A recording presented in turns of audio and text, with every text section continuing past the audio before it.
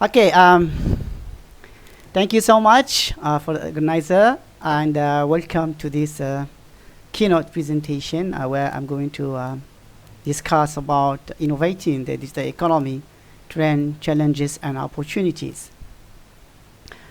Um, in this topic, we are trying to explore the future of the digital economy, where we will delve into the key technological trend driving the change and challenges that accompany digital transformation and the opportunities that actually arise from this advancement. So first thing we would like to know is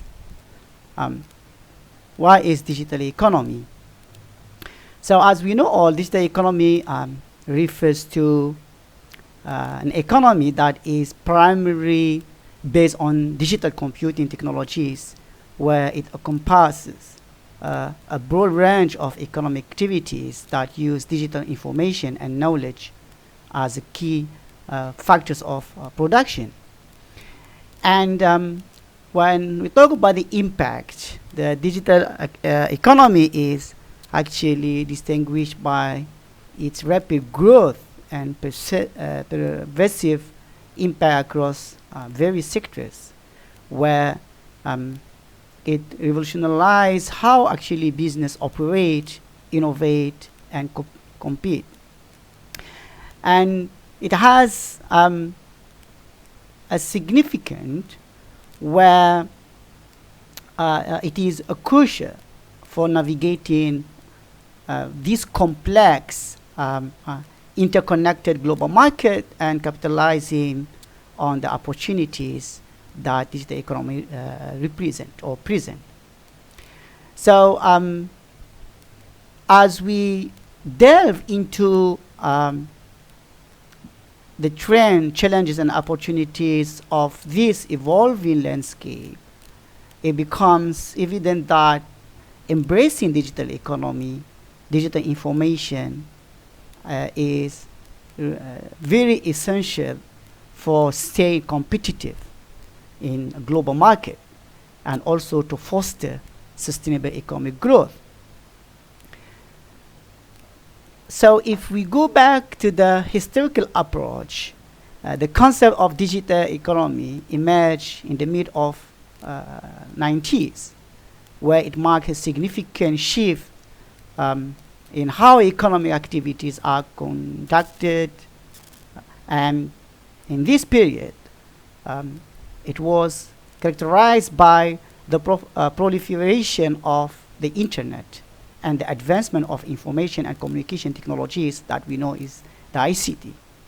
These ICTs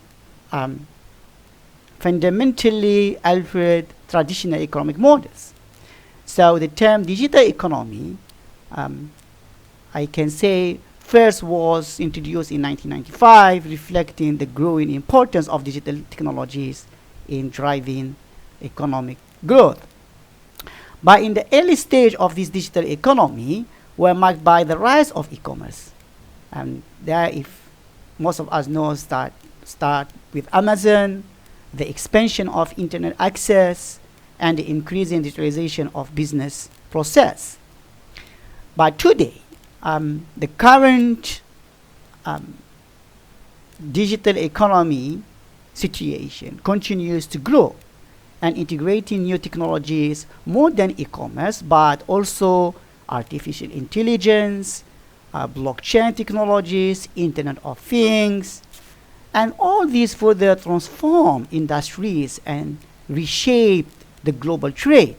So understanding this historical evolution of the digital economy provide a context for its current dynamic and future potentials. And there are actually three core components of digital economy, which are the first one, the digital sectors, where it is collectively drive the growth and influence across various other aspects. And these digital sectors, which include the IT and the ICT industries, responsible actually for producing the essential digital goods and services. Then we have the second one, which is digital goods and services, where they revolutionize, I say, traditional market by enabling new norms of value creation and exchange. And this includes digital products like software, online services, and data-driven platform that have become an integral to modern business operation. And the last one, which is digital integration, where we have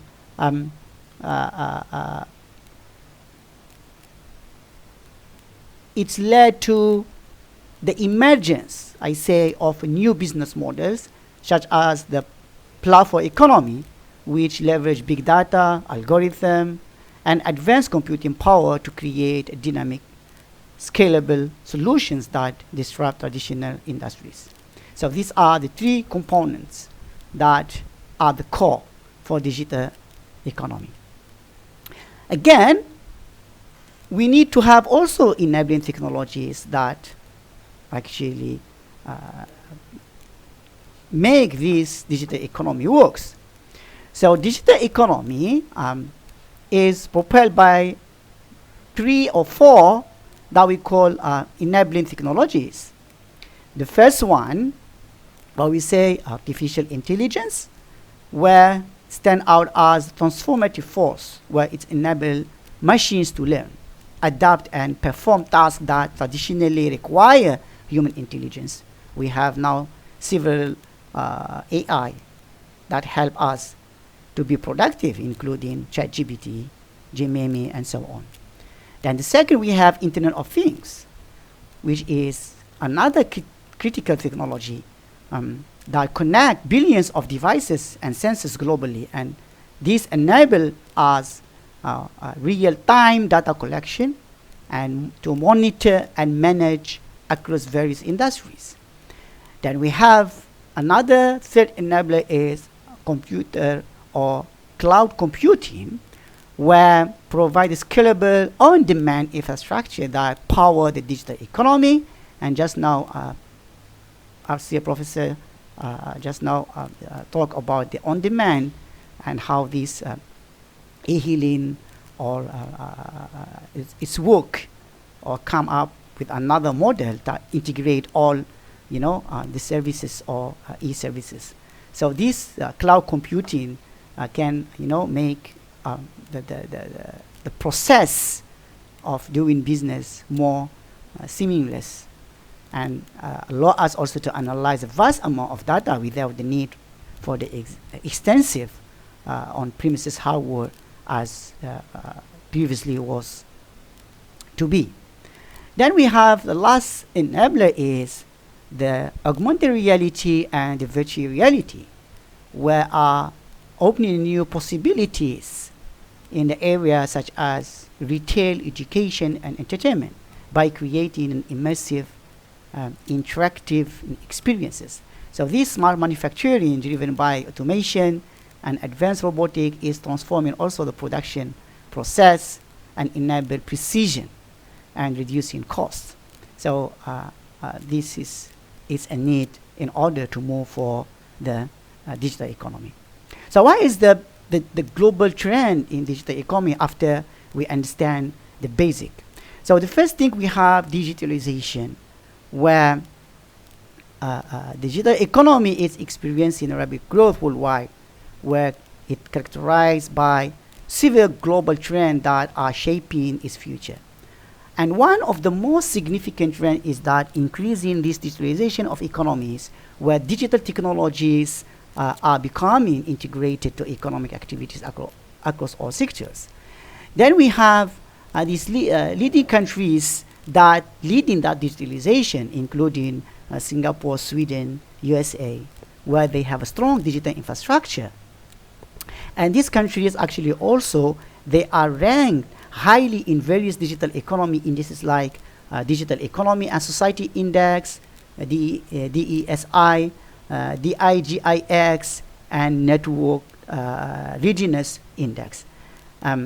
Why they are highly ranked in these indices? Because these countries have made substantial investment in digital infrastructure to ensure high quality internet access, advanced ICT capabilities, and robust digital skills among their population. And the last, we have also the platform economy and cybersecurity. And this is are revolutionizing traditional business model, as I said just now, and creating new avenues for value creation.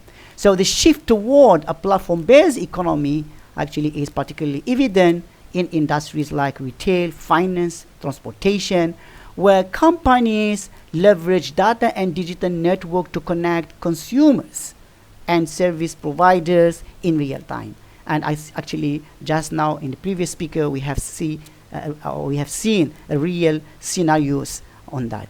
So you can see here the internet use and global by level of development, selected by years. So here the data shows that data-driven digital economy is characterized by a large imbalances, and where we have around, for example, only 20% of people in the less developed countries, the black color, are using the internet. But if you see in developed countries, the blue color, so it's almost 2019 reached 80% or 85 or 90, maybe now that already reached to 100% in some countries. And you can see here in this graph, or this data shows that only 2 countries stand out in terms of capacity to engage in and benefit from the data-driven digital economy. We have the United States of America and you have China. And these two, they account for about 90% of the market capitalization of the world's largest digital platforms. So what is the platform economy? Just now we talked about it. The platform economy is platform that define the future of digital economy, and actually it transforming how business operate and create value. And it has a core. The platform economy refers to the rise of digital platforms, online network that facilitate exchanges between users. So we're talking about all these applications. For example, we have Amazon, Facebook, Uber, and these all what we call them e-commerce giants have disrupted traditional industries by creating new and more efficient ways to connect consumers. Before, we need to go to the store to buy things with Amazon, started in 1995, if I'm not mistaken. All the philosophy have changed. Before, we need to walk to people, our friend, to see them. Now we can connect them. Before, we need to go to restaurant to eat. Now we can order food via this Grab food or whatever, Panda food. So this is platforms actually revolutionize the meaning of doing business. And there is challenges. So these dynamic changes create a powerful, I can say, self-enforcing ecosystem that are difficult for traditional business to compete with. However, the platform economy also present challenges, including issues related to the market dominance, and we can see there are some companies dominate the market, data privacy, labor rights, and so on. So we can see here, for example, we have social media users over time, year to year, increase. And you can see Jan 2023, almost 4,760 in terms of thousand, right? Number of social media users in million, it's keep increasing year over year. And this is show us how much important now digital economy. And so daily spend time on social media also. In quarter 3 in 2023, the average increase from 1 hour in in 2013 to 2 hour and a half in 2023, almost 10 years. So then again, when we see social media advertising, also we have annual spend on social media advertising was 226 billions. By year to year increased by 23, which is 43 billions. And social media share to total digital advertising, only social media account almost 34% of the total digital advertising, which is almost 7% increase year to year. And again, when we talk about digital advertising spend, so you can see almost 700 billion spent in 2022, increased from only 250 billion in 2017. So you can see here the significant impact of digital economy to people's life. So when we talk about digital economy also, we should not also dismiss digital finance and its impact. So this digital finance actually revolutionize the way individuals and households manage their finance, where influence in their income, consumption, asset management, and pattern.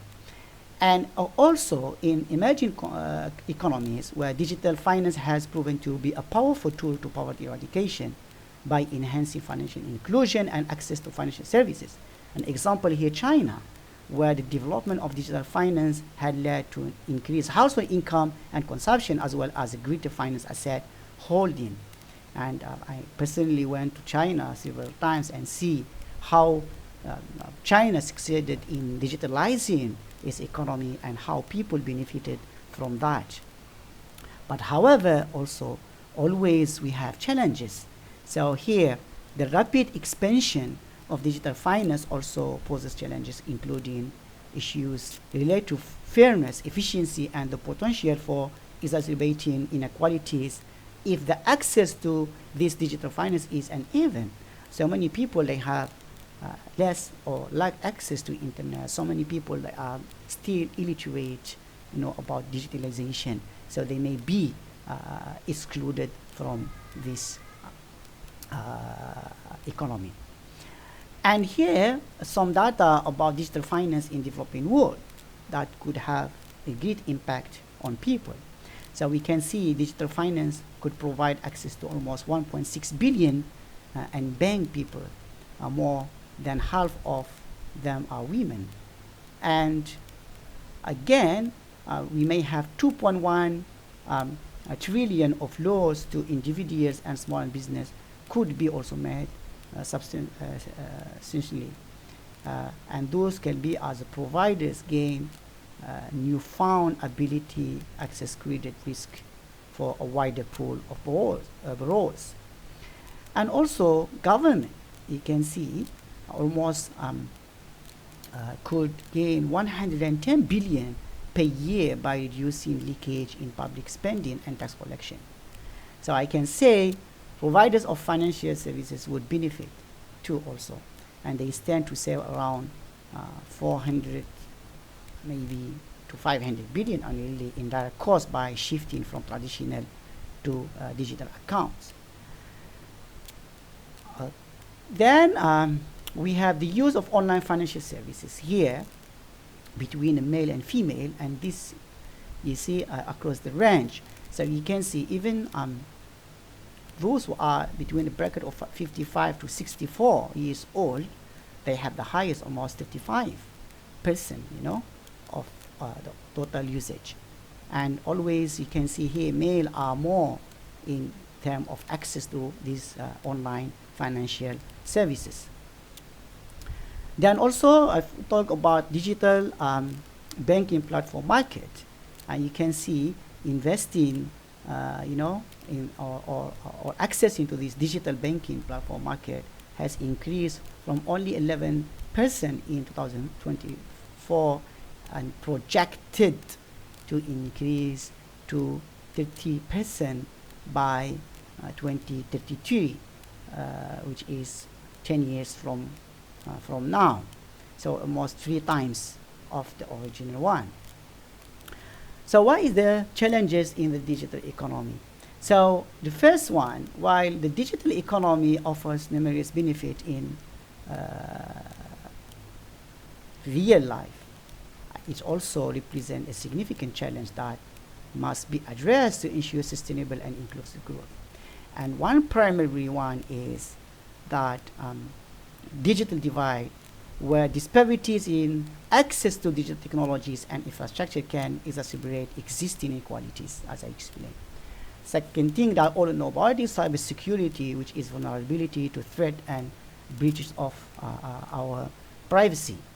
Third one is regulatory challenge, where a lot of research has been done here, where the rapid pace of technological change creates regulatory challenge as governments struggle to keep up with innovations and ensure that regulations perfect or protect consumers without stifling innovation. And we have a case of the SEC in the US with versus the Ripple and others, also cryptocurrencies, because all of these regulatory challenges, there is no digital crypto or digital currencies framework, so comes all of these challenges.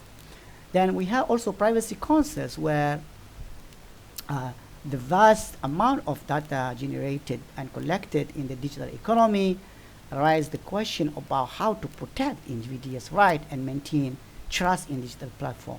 So these all challenges should be addressed in order to keep us safe and to keep the consumer safe. Then what is the role of e-commerce in this digital economy?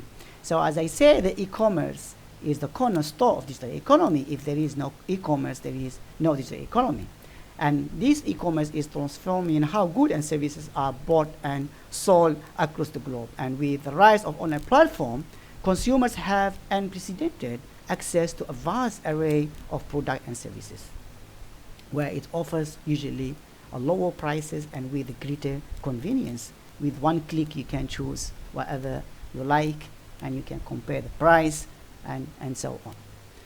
And again, the growth of e-commerce also has enabled small and medium-sized enterprises to reach global market, leveling the playing field and fostering competition. And you can say many major economies like China and the United States, their e-commerce has become a significant driver to economic growth.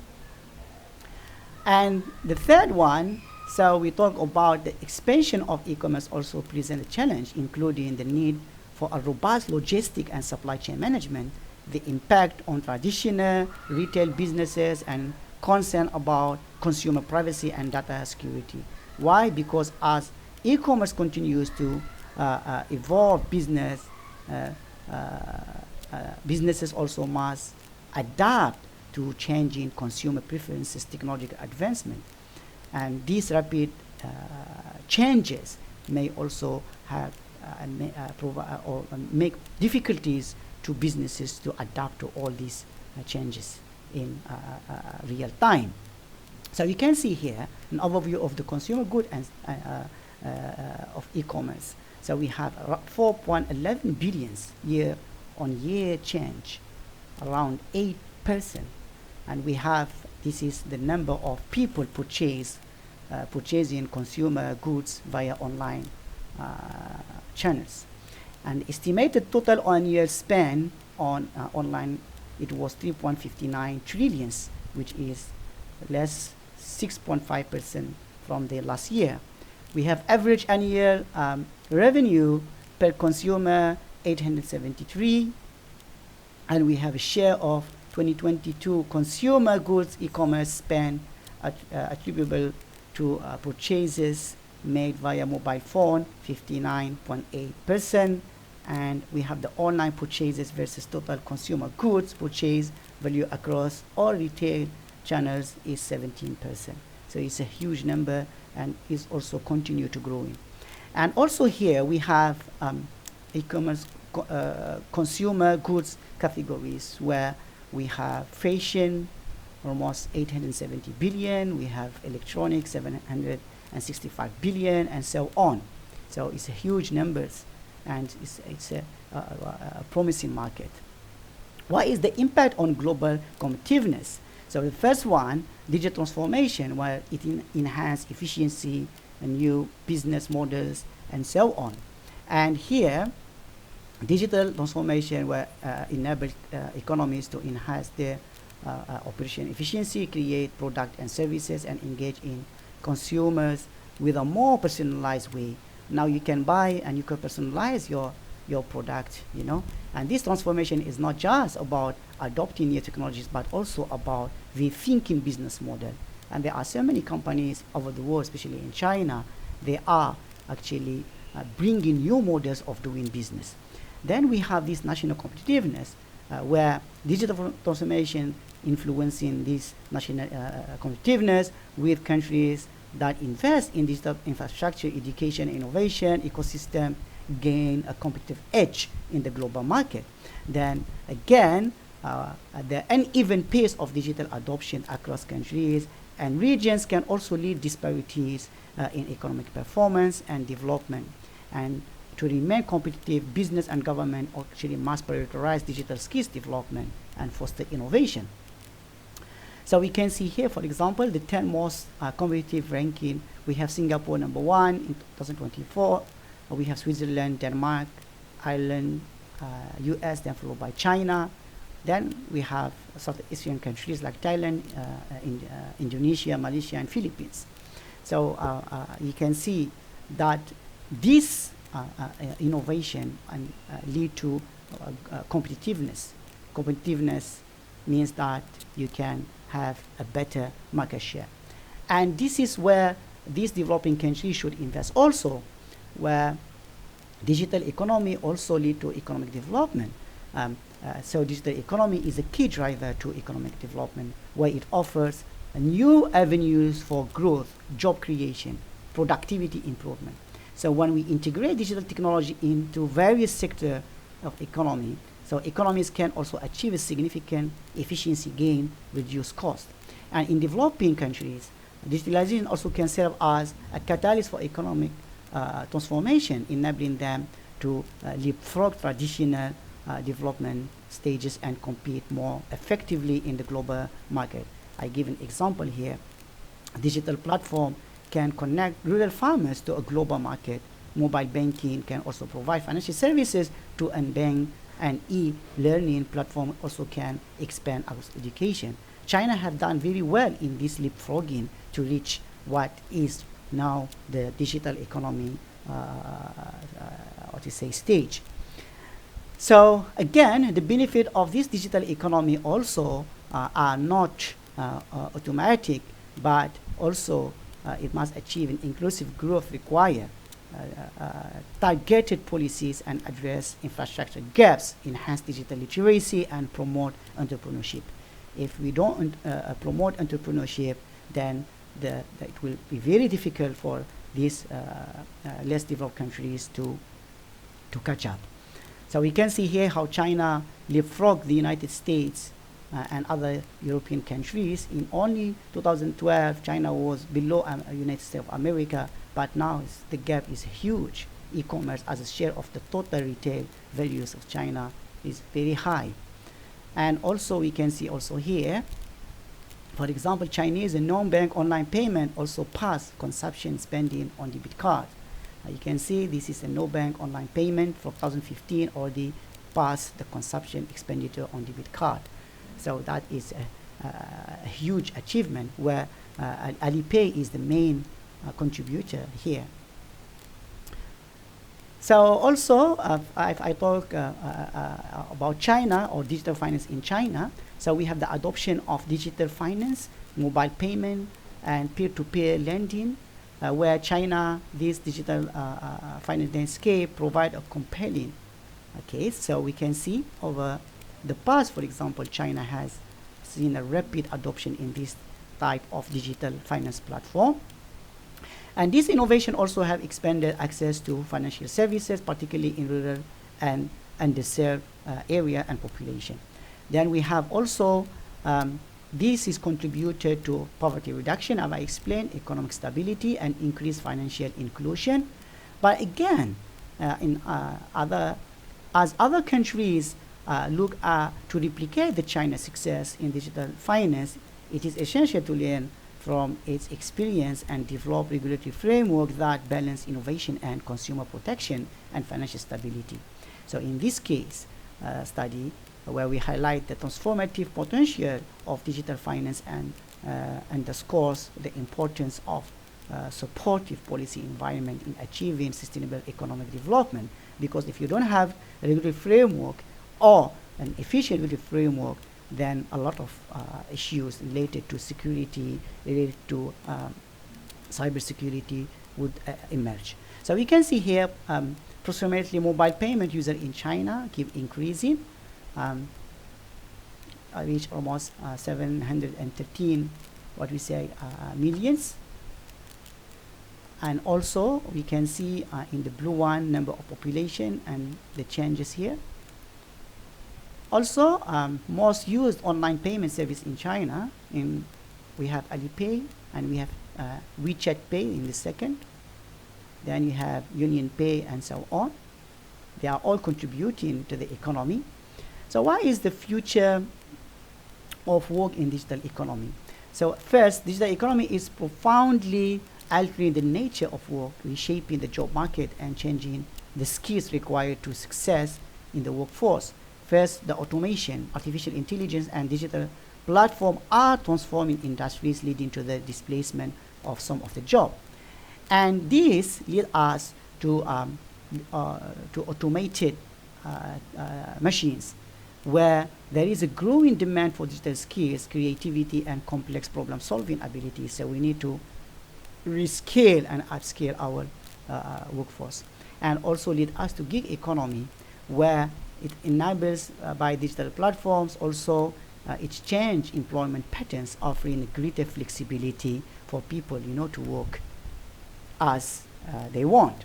And you can see here automation could eliminate 73 million US jobs by 2023 in US. In China, could eliminate 256 million. That is a huge number. So those people need to rescale, upscale their abilities in digitalization. And we have here also job loss to automation statistics, 85 millions here. Jobs are to be displaced due to automation by 2025. So number of jobs potentially lost to automation also, we can see here the statistic. We have 49 top 3 areas CEOs plan to significantly increase their long-term investment, 49 in digital transformation, 32 in initiative realize cost effectiveness, and 30% for cybersecurity. You see, digital transformation is very important, and so I can say most of the important player. So we can say also here in US, the accounting sector has also the highest potential displacement rate. In China, around 72 million jobs in the services sector are in danger of being replaced by AI. And this is top 10 technologies being adopted by companies. The first one, big data analytics, then followed by Internet of Things, then encryption, cloud computing, and so on. It's all about digital transformation. Then I'll talk about innovation. So innovation is at the heart also of the digital economy. We're driving the development of new technologies, business models, and economic opportunities. Then we have also new industries where fintech, e-health, smart manufacturing, which all are transforming traditional sectors and creating new values. But also there is a challenges where the pace of innovation also in the digital economy also represents challenges, including the need for a continuous learning and adaptation, especially with this deep learning and artificial intelligence. And you can see here global smart manufacturing market overview. You can see that in the North America region to display significant opportunities for market growth over 2022 to 2034 to 35, and owing the higher adoption of advanced technologies. Then you can also hear global smart manufacturing market in USD billion, almost 1 trillion by 2032. And then we have also global smart manufacturing market. There are 3 components, which is software, hardware, and services. So software, I take in the biggest, part, Then, what are the opportunities in emerging market? We have a growth potential, large and underserved population, and digital infrastructure growth. We have example here, for example, mobile banking in Africa, e-commerce expansion.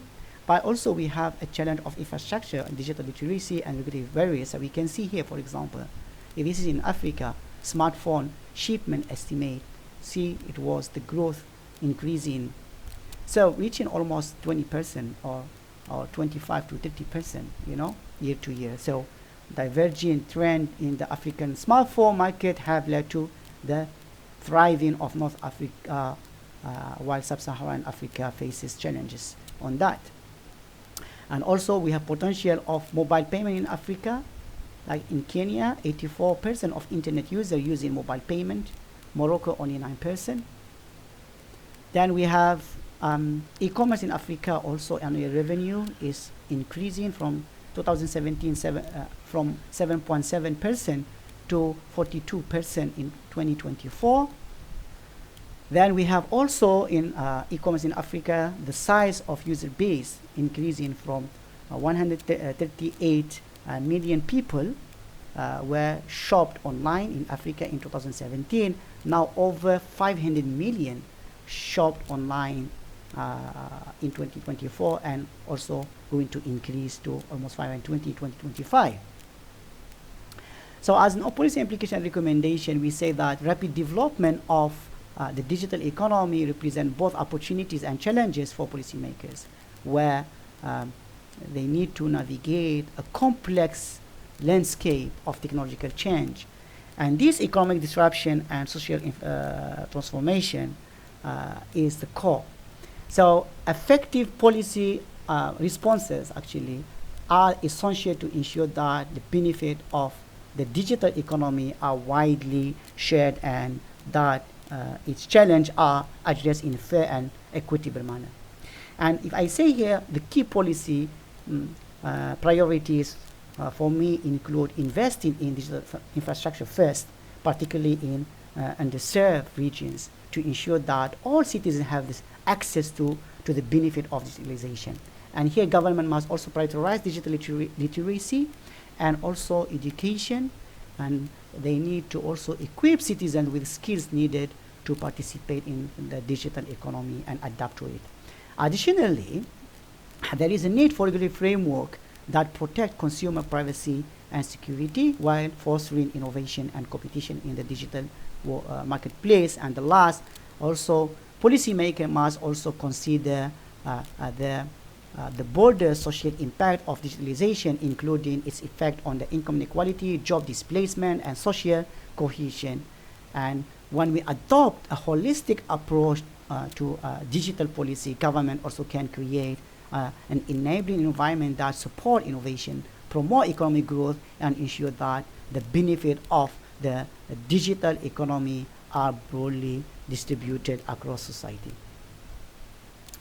So this is the ethical consideration. We have data privacy, social inequalities, employment impact, and framework. We already discussed about them. So as a conclusion, I say that digital economy represents a transformative force that reshape industries, and markets and societies across the globe, while also it offers an immense opportunities for innovation, growth, and development. And also it presents a significant challenge that must be addressed to ensure that the benefits are widely shaped and its risks are managed effectively. So as we look at the future, it is clear that the digital economy actually will continue to evolve and driven by advancement in technologies such as Internet of artificial intelligence, Internet of Things, and blockchain. And to navigate this rapidly changing landscape, businesses, government, and individuals actually must embrace a mindset of continuous learning, innovation, and collaboration. By working together, all we can harness, while we say the full potential of digital economy to drive sustainable economic growth, enhance social well-being, and create more inclusive and equitable world. So this is what I want to share with you. Thank you so much for your attention and engagement throughout this presentation. I hope all that the insights shared today have provided you with a deeper understanding of the trend, challenges, and opportunities in the digital economy. And I invite you to ask any question you may have, share your thought, and provide feedback on the topic discussed today. Thank you so much.